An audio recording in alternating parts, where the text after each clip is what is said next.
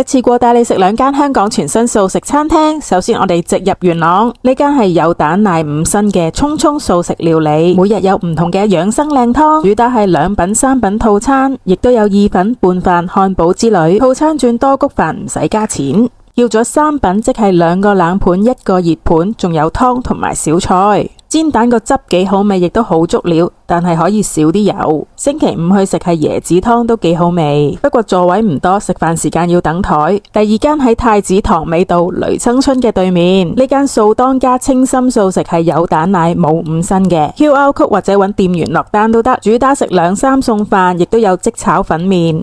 菜式呢就每日都有少少唔同嘅，轉五穀米要加5蚊，簡單茶餐廳裝修。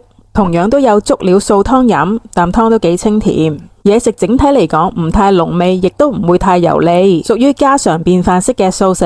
住呢頭嘅話，外賣贈送都好方便。今個月香港忽然開咗好多素食餐廳，呢兩間你會唔會想試下呢？